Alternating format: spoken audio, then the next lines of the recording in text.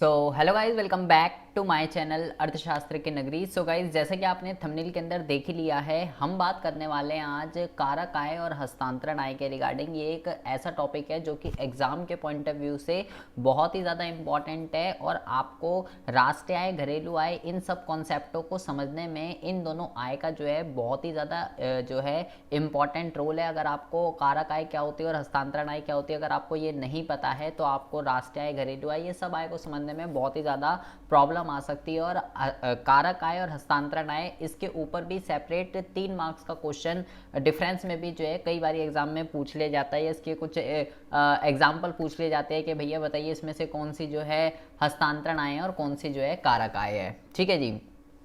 तो क्या होती है कारक आय और क्या होती है हस्तांतरण आय, इसके बारे में हम जो है बात करने वाले हैं। तो बहुत ही ज़्यादा ध्यान से आपको जो है समझना है। तो सबसे पहले अगर हम बात करते हैं कि भाई जो आय होती है, आय की अगर हम बात करें तो आय जो है ये आपकी क्या होती है। तो आय की अगर हम बात करते हैं तो आय का मतलब होता है पैसे का आना। ठीक है, आय का मतलब क्या है कि आपके पास जो है, आपके पास जो है पैसे का आना क्या कहलाता है। पैसे का आना जो है आपका इनकम कहलाता है। ठीक है। अब क्वेश्चन ये है कि भाई पैसा कैसे कैसे आता है। तो पैसे आने की अगर हम बात करें तो पैसा जो है वो आपके पास दो तरीके से आता है। कौन कौन से दो तरीके होते हैं, इसको जरा आप जरा बहुत ही ज़्यादा ध्यान से सुनेंगे कि पैसा आपके पास कैसे कैसे जो है आ सकता है। तो पैसे आने की अगर हम बात करते हैं तो एक तो होता है कि भाई काम करेंगे, मेहनत करेंगे तो पैसा आएगा। तो एक तो कॉन्सेप्ट है पैसा आने का कि भाई मेहनत कीजिए, ठीक है, मेहनत करिए और मेहनत करके आपके पास क्या आएगा, पैसा आएगा। और दूसरा जो कॉन्सेप्ट होता है वो होता है कि भाई मुफ्त में पैसा आ रहा है। भाई पैसा आपके पास दो तरीके से आ सकता है, या तो मेहनत करके आ सकता है या फ्री में आ सकता है, मुफ्त में आ सकता है। तो अगर बहुत ही ज़्यादा ध्यान से सुनेंगे, अगर आपके पास पैसा मेहनत से आ रहा है, मेहनत करिए आपने उसके पीछे और वो पैसे आ रहे हैं, तो ऐसे पैसे को इकोनॉमिक्स की लैंग्वेज में क्या कहा जाता है। ऐसे पैसे को इकोनॉमिक्स की लैंग्वेज में आप जो है कारक आय कह सकते हो, या आप इसको जो है साधन आय के नाम से भी आप इसको जान सकते हो। कारक आय और साधन आय एक ही चीज़ होती है, दोनों एक ही कॉन्सेप्ट है। इनफैक्ट इसी को आप जो है, आपको अगर कारक भुगतान बोल दे, ठीक है, या साधन भुगतान बोल दे, कारक भुगतान या साधन भुगतान, ये भी जो है एक ही कॉन्सेप्ट होता है। अभी मैं आपको बताऊंगा कि आय और भुगतान आखिर सेम कैसे हो गए। आप बोलोगे भाई एक में आय लिखा हुआ है, एक में भुगतान लिखा हुआ और तू कह रहा सेम है, तो कैसे सेम है अभी हम बात करेंगे। मतलब वो पैसे जिसके बदले में आपने मेहनत करी है वो भाई कारक आय या साधन आय कहलाती है। और वो पैसे जो आपने जो है फ्री में, मुफ्त में आपको मिल रहे हैं, तो उस पैसे को इकोनॉमिक्स की लैंग्वेज में क्या कहा जाता है। उस पैसे को इकोनॉमिक्स की लैंग्वेज में जो है हस्तांतरण आय कहते हैं।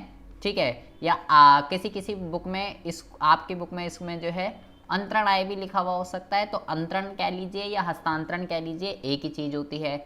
और इसी तरीके से जैसे यहाँ पे भुगतान वर्ड था तो भाई यहाँ पे भी भुगतान वर्ड हो सकता है। तो यहाँ पे अगर हम बात करें तो यहाँ पे आप इसको क्या बोलोगे, हस्तांतरण, हस्तांतरण भुगतान। ठीक है। तो और ये वाला क्या बन जाएगा, ये वाला आपका बन जाएगा अंतरण भुगतान, यह आपका बन जाएगा अंतरण भुगतान। तो सबसे पहली बात तो आपको ये समझना है कि भाई ये वाला, ये चारों एक ही है, ये सब कोई अलग चीज़ें नहीं है। और ये वाली चार, ये सब एक ही है, कोई अलग चीज़ नहीं है। अब हम मतलब वो पैसा जो आपने मेहनत करके कमा रहा है, आप जो पैसे मेहनत करके कमा रहे हो, फ्री में नहीं आ रहा है, वो होती है कारक आय या साधन आय। और वो पैसे जो आपको फ्री में मिल रहे हैं, मुफ्त में मिल रहे हैं, उसको हम कहते हैं हस्तांतरण आय या अंतरण आय। अब जरा कॉन्सेप्ट को समझते हैं कि कौन सी आय कारक आय है और कौन सी आय जो है हस्तांतरण आय है। तो इससे प्रीवियस क्लासेस के अंदर और प्रीवियस वीडियोस के अंदर मैंने आपको आय का चक्रीय प्रवाह पढ़ाया था। और जब मैं आपको 2, 3, 4 मैं आपको सारे पढ़ा चुका हूँ, अगर आपने वो वीडियो नहीं देखे तो प्लेलिस्ट में देखिएगा। तो मैंने आपको वहाँ पे एक टर्म पढ़ाई थी, अगर आपको याद हो, जिसमें मैंने आपको बताया था कारक सेवाएं। क्या बताया था मैंने आपको, मैंने आपको बताया था कारक सेवाएं, ठीक है, या आप इसको जो है साधन सेवाओं के नाम से भी जान सकते हो, साधन सेवाएं भी आप इसको जो है कह सकते हो, या मैंने आपको बोला था कि इसको आप जो है उत्पादन के साधन भी कह सकते हो। उत्पादन के साधन कह लीजिए, कारक सेवाएं कह लीजिए, साधन सेवाएं कह लीजिए, एक ही चीज होता है। मैंने आपको ये बताया था कि भाई इसके अंदर 4 चीजों को शामिल किया जाता है। सबसे पहला होता है भूमि, दूसरा होता है श्रम, तीसरा होता है पूंजी, और चौथा जो होता है वो होता है आपका उद्यम। 4 चीजें होती हैं, इसको फैक्टर ऑफ प्रोडक्शन कहते हैं, कारक सेवाएं कहते हैं, कारक साधन कहते हैं, ठीक है। मैंने आपको ये बोला था कि जो चारों के चारों होते हैं, एक अर्थव्यवस्था के अंदर 4 तरीके के क्षेत्र होते हैं। तो मैंने आपको ये बोला था कि भाई जो परिवार क्षेत्र होता है ना, परिवार क्षेत्र, ये इसका स्वामी होता है, ये इसका स्वामी होता है, ये इसका ओनर होता है, ठीक है। तो इन चारों चीजों की मदद से प्रोडक्शन होती है, लेकिन परिवार क्षेत्र तो प्रोडक्शन नहीं करता। प्रोडक्शन कौन करता है? प्रोडक्शन जो करता है वो करता है उत्पादक।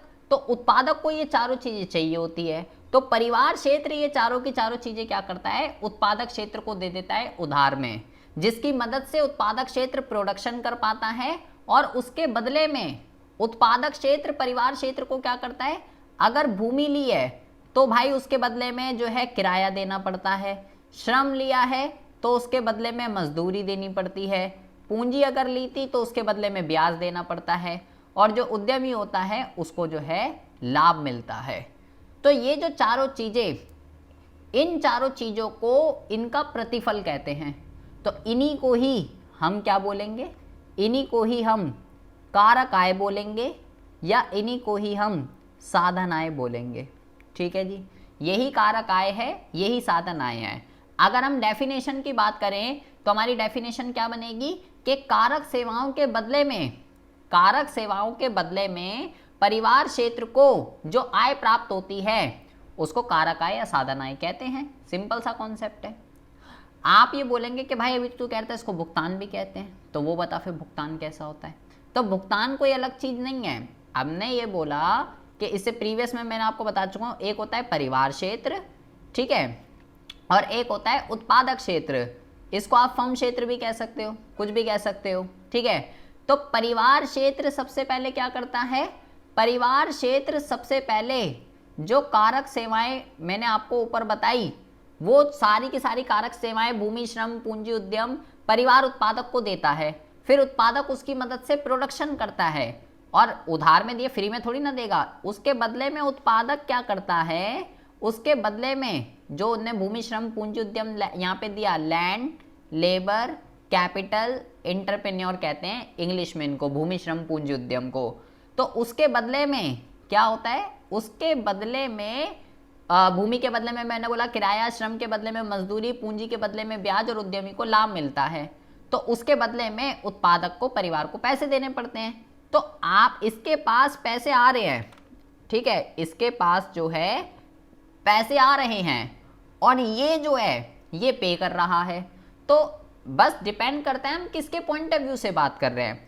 परिवार को मिल ली है तो उसके पॉइंट ऑफ व्यू से अगर मैं बात करूंगा तो वो चीज कारक आय या वो चीज साधन आय कहलाती है।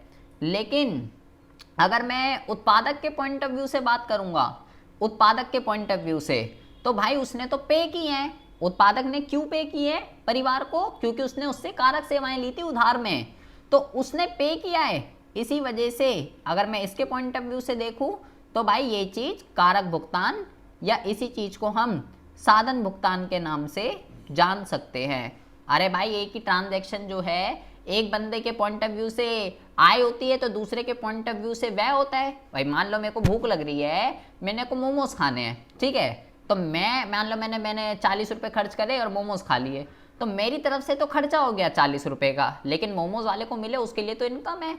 एक ही ट्रांजैक्शन एक बंदे के पॉइंट ऑफ व्यू से आय होगी तो दूसरे के लिए व्यय होगा, ये तो कॉमन सेंस की चीज है। तो परिवार को मिल रहा है कारक सेवाओं के बदले में, तो उसके लिए आय है, और उत्पादक पे कर रहा है। क्यों पे कर रहा है? क्योंकि उसने कारक सेवाएं उधार में ली थी। तो उसके पॉइंट ऑफ व्यू से, उसके नजरिए से अगर हम देखें तो उसके लिए वो कारक भुगतान कहलाती है, ठीक है जी। तो आपको ये ध्यान रखना है कि कारक आय, साधन आय, कारक भुगतान, साधन भुगतान, ये भाई सब एक ही चीजें होती हैं। कारक सेवाओं के बदले में परिवार क्षेत्र को जो आय प्राप्त होती है उसको जो है हम क्या कहते हैं, उसको हम जो है कारक आय कहते हैं। भुगतान के नजरिए से देखें तो आप ये अगर मान लो आपसे पूछ ले कारक भुगतान क्या होता है या साधन भुगतान क्या होता है, तो आप क्या डेफिनेशन लिखोगे? आप ये डेफिनेशन लिखोगे कि कारक सेवाओं के बदले में उत्पादक क्षेत्र परिवार क्षेत्र को जो भुगतान करता है उसको कारक भुगतान या साधन भुगतान कहते हैं। तो आपको ये ध्यान रखना है, आपको ये ध्यान रखना है, ये नोट हम यहाँ पे लिख रहे हैं। अभी हम आगे पढ़ेंगे कि जब भी हम घरेलू आय की और राष्ट्रीय आय की जब हम गणना करते हैं तो घरेलू आय और राष्ट्रीय आय, घरेलू आय व राष्ट्रीय आय की गणना में, घरेलू आय और राष्ट्रीय आय की गणना में इसको शामिल किया जाता है। ये क्या किया जाता है? क्या होती है घरेलू आय और क्या होती है राष्ट्रीय आय, ये अभी हम आने वाली अगली वीडियो में इसमें हम डिस्कशन करने वाले हैं। हमें कॉन्सेप्ट यही पढ़ना है कि घरेलू आय क्या होती है और राष्ट्रीय आय क्या होती है। उससे पहले मैं आपको ये समझा रहा हूँ ताकि आपको दिक्कत ना हो, ठीक है। तो क्या होती है घरेलू आय, क्या होती है राष्ट्रीय आय, तो हम आगे चर्चा करेंगे। तो जब हम इसको कैलकुलेट करते हैं तो उसमें इसी इनकम को शामिल किया जाता है। ये बात आपको जो है ध्यान रखनी है। घरेलू आय और राष्ट्रीय आय दोनों कौन सी आय का सम है? दोनों जो है कारक आय का सम होती है या साधन आय का सम होती है। और वो आय जो फ्री में नहीं मेहनत करके मिली है, कारक सेवाओं के बदले में मिली है, उसको हम क्या कहते हैं? उसको हम जो है कारक आय या साधन आय कहते हैं। अच्छा जी, ठीक है। अब आती है भाई वो पैसा जो मुफ्त में मिल रहा है, फ्री में, जिसके बदले में आपको कुछ मेहनत नहीं करनी पड़ रही, कोई कारक सेवाएं नहीं दी, वो होती है हस्तांतरण आय या अंतरण आय। अब इसका क्या मतलब हुआ भाई, ये क्या कॉन्सेप्ट है? तो आप लिखेंगे, आप अगर इसका अर्थ लिखना चाहें तो आप क्या लिखेंगे कि ये जो है ना, अगर हम इसके अर्थ की बात करें, ये जो है यह एक पक्षीय भुगतान है, यह एक पक्षीय भुगतान है जिसके बदले में प्राप्तकर्ता को कुछ भी नहीं देना पड़ता, कुछ भी नहीं देना पड़ता, जिसके बदले में प्राप्तकर्ता को कुछ भी नहीं देना पड़ता। इसका क्या मतलब होता है? पहले आप जरा ये समझिए। मेरे भाई कोई भी ट्रांजैक्शन होता है तो दो पार्टीज के बीच में होता है, ठीक है। तो ये कह रहा है कि भाई ये जो है ना, ये तो एक पक्षीय भुगतान है। अब एक पक्षीय का मतलब क्या होता है? एक पक्षीय का मतलब होता है वन साइडेड। जैसे एक तरफा मोहब्बत होती है ना, बिल्कुल इसी तरीके से ये है। जैसे एक तरफा मोहब्बत में क्या कि भाई एक ही साइड से है, दूसरी साइड से कुछ नहीं है, उसी को तो कहते हैं ना। ऐसे कॉन्सेप्ट आपको जल्दी समझ में आते हैं, आंखें खुल जाती है, दिमाग खुल जाता है। अगर अभी तक नहीं तब खुल गया, मोहब्बत की बात चल रही है। तो जैसे वन साइडेड लव होता है तो भाई वो एक तरफ या तो लड़के की तरफ से या लड़की की तरफ से, तो सेम यहाँ पे भी कॉन्सेप्ट है। एग्जाम्पल समझ लेते हैं। एग्जाम्पल के अंदर मान लीजिए कि भाई हम यहाँ पे जो एक एग्जाम्पल ले लेते हैं कि जो सरकार है, सरकार जो है उन लोगों को जो 60+ एज है, जिसको हम सीनियर सिटीजन के नाम से जानते हैं, तो सरकार उन लोगों को जो सीनियर सिटीजन है, मतलब जिनकी एज 60+ है, हर महीने उनको क्या देती है? हर महीने उनको 2500 रुपये दे रही है पेंशन के। 2500 रुपये दे रही है पेंशन के हर महीने सरकार दे रही है सीनियर सिटीजन को। लेकिन सीनियर सिटीजन क्या दे रहे हैं? सीनियर सिटीजन सरकार को कुछ भी नहीं दे रहे इस 2500 के बदले में। तो भाई ये क्या हुआ? उनको केवल ये पैसे किस लिए मिल रहे हैं? केवल इसलिए मिल रहे हैं कि वो 60+ एज के हैं। उन्होंने उनको कुछ नहीं दिया, कोई सर्विस नहीं दी, कोई मेहनत नहीं करी, सिर्फ इसलिए मिल रहे हैं कि 60+ एज है उनकी। तो ये ट्रांजैक्शन क्या कहलाएगा? अगर सरकार के नज़रिए से देखें तो सरकार ने पे किया है, तो सरकार के नज़रिए से ये जो है क्या कहलाएगा? सरकार के नज़रिए से ये चीज़ हस्तांतरण भुगतान कहलाएगी, क्योंकि सरकार ने पे करी है, या अंतरण भुगतान कहलाएगी। लेकिन सीनियर सिटीजन के पॉइंट ऑफ व्यू से देखें तो उसको तो मिल रही है, तो उसके लिए ये चीज़ हस्तांतरण आय या अंतरण आय कहलाएगी, क्योंकि उसको मिल रही है। ट्रांजैक्शन केवल सरकार की तरफ से हो रहा है, सीनियर सिटीजन उसको कुछ भी नहीं दे रहा है। तो ऐसे ट्रांजैक्शन जो एक पक्षीय भुगतान होते हैं, जिसके बदले में प्राप्तकर्ता कौन है? सीनियर सिटीजन, उसको कुछ भी नहीं देना पड़ता, ऐसे लेन देन, ऐसी इनकम हस्तांतरण आय या अंतरण आय के कॉन्सेप्ट में आती है। एक और कॉन्सेप्ट समझिए, एक और कॉन्सेप्ट के अंदर मान लीजिए कि जैसे कि मान लीजिए जब रक्षाबंधन आ रहा है, भैया दूज आ रहा है, तो भाई क्या करते हैं, भाई जो है अपनी बहनों को पैसे दे देते हैं, ठीक है, मान लो 501 रुपया दे दिया, ठीक है जी। अच्छा, लेकिन बहनों की तरफ से क्या किया, कुछ भी नहीं। तो ऐसे अब ये मत कहना राखी लेके आई थी, तो भाई उसने तो उसको दिए। या और चलो एक और कॉन्सेप्ट समझिए, एक और कॉन्सेप्ट समझिए। जैसे मान लीजिए भाई ने बहनों को 501 रुपये दिया है, वो बदले में कुछ नहीं दे रही है, तो वो क्या कहलाएगा, वो भी कॉन्सेप्ट हस्तांतरण आय कहलाएगा, ठीक है। या मान लीजिए जैसे कि घर में जब नवरात्रे वगैरह होते हैं, कंजक वगैरह आती है, तो हम क्या करते हैं, हम जो है मतलब घर में मम्मी वगैरह जो है कंजकों को क्या करती है, ठीक है, कंजकों को क्या करती है, उनको जो है पैसे दे दिए, मान लो 10 रुपये पर प्लेट पे। अब कंजक उनको क्या दे रहे हैं, कुछ नहीं, बस वो प्लेट है, खाया पिया थोड़ा बहुत और वही हो गया। तो ये 10 रुपये क्या है। अपने रियल लाइफ के एग्जांपल लीजिए, रियल लाइफ के एग्जांपल लेने से क्या होगा, ज़्यादा कॉन्सेप्ट में अच्छी क्लैरिटी होती है, ठीक है, रियल लाइफ के कॉन्सेप्ट को लेने में। तो ऐसे में एग्जांपल आपको इसलिए देता हूँ ताकि जल्दी समझ में आए। हम उसको तो पैसे दे रहे हैं लेकिन वो बदले में क्या, कुछ नहीं। हम उसको पैसे दे रहे हैं लेकिन वो बदले में कुछ नहीं। तो ऐसे सभी एग्जाम्पल्स जिसके बदले में प्राप्तकर्ता कौन है, जिसके बदले में प्राप्तकर्ता को कुछ भी नहीं देना पड़ता, ऐसे सभी ट्रांजैक्शन इकोनॉमिक्स के अंदर क्या कहलाते हैं, ऐसे सभी ट्रांजैक्शन इकोनॉमिक्स में एक पक्षीय भुगतान कहलाते हैं या हस्तांतरण आय या अंतरण आय कहलाते हैं।